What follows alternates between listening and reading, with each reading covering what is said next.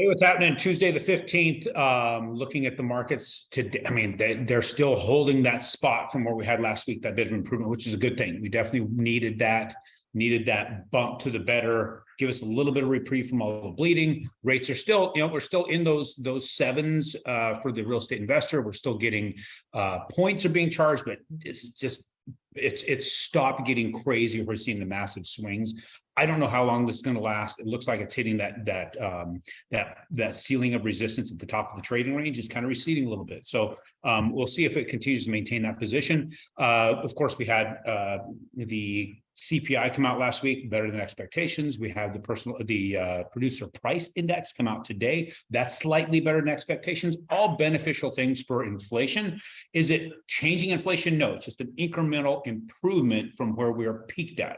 So we don't know if that's going to be how it can, if it continues to trend that way. It might be a long trend downward to work our way back to where we were prior to all this quantitative easing and all this mess. It could stall. It could do any number of things. So as a result of that, I was telling everybody, you get what you can get for while we can get it. We have literally stalled the freak out part about the extremely high cost parts of it. That's a good thing. So let's grab it while we can. I'm still going to preach and preach very, very hard. Stay away from the arms, stay away from the things that's going to hurt you.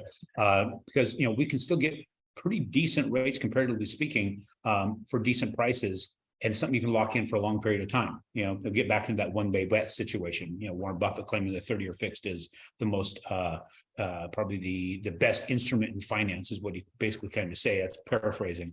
He also said it's a one-way bet. If you lock it and you're wrong, worst case you refinance. If you lock it and you're right, man, you save yourself some problems, because if you're in an arm and things get continually worse, property values start to decline, because one of the things we have that's going to affect inflation positively is to have job loss, right? We have people losing jobs.